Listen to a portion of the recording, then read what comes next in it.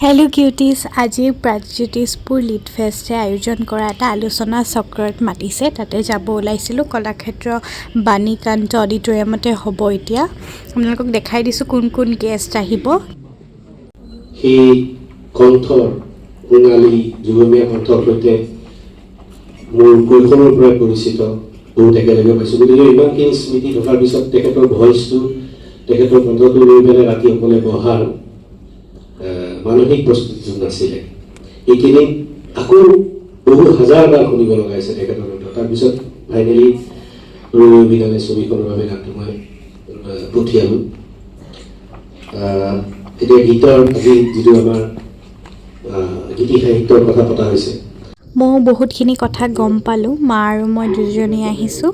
দীঘল ছুটি, গতিকে নিজকে মোক তেনেকুৱা দৰ্জী যেন লগা হৈছে। বন্ত ভাৰতীয় মামাও বহুত কিছুমান কথা কৈ আছে। গীতিকাৰতকৈ বেছি বা সুৰকাৰতকৈ বেছি ভাল বিশেষণটো তোমাৰ সুৰীয়া দৰ্জী বা 14, 15, 16 তিনিদিনীয়া তেওঁলোকে কাৰ্যসূচী আৰম্ভ কৰিছিলে, পাতিছিলে আৰু বিৰাটেই ধুনীয়াকৈ গ'ল তিনিদিন তেওঁলোকৰ। এই গোটেই বিশাল যুগ এটা 45 বছৰ সেইখিনি আমি কণ্ট্ৰলৰ পৰা শুনিম।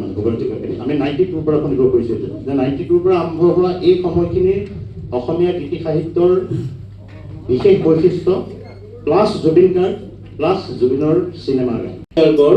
গীতি সাহিত্যৰ প্ৰতি যেনেকৈ আপোনাৰ বহুতখিনি গীত আছে, আপোনাৰ লোকগীত আছে।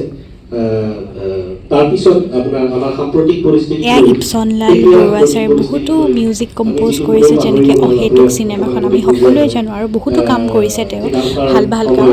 তেওঁৰ কামবিলাক মানে বিৰাট ভাল লাগে। চাইছোঁ আগতেও, কথা শুনিও বিৰাট ভাল লাগিছে, বহুতো কথা গম পাইছোঁ। কিন্তু ৰাজলৈ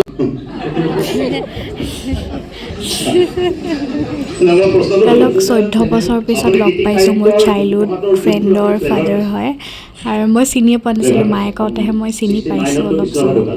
1969 মোৰ বয়সটো সাংঘাতিক গণ্ডগোল। নহয়, আপুনি 69ত হৈছে, এটলিষ্ট জন্ম নাই মানে 69ত আপুনি জ্যোতিপ্ৰসাদৰ যুগৰ আপুনি ফ্লেভাৰটো পাইছে, ভূপেন হাজৰিকাৰ যুগটো আপুনি পুৰা পাইছে, আৰু আপুনি জুবিৰ যুগটো পুৰা পাইছে। এই তিনিটা যুগৰ পাছত আপোনাৰ চতুৰ্থটো যুগৰ প্ৰতি আপোনাৰ আশা নিৰাশা কেনেকুৱা? আপুনি গীতি সাহিত্যৰ 61 নৱেম্বৰ মাহৰ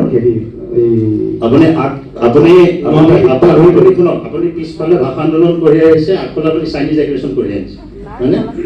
ঠিক আছে, আমি একদম মানে শেষ কৰিছোঁ। একদম সকলোকে ধন্যবাদ জনাই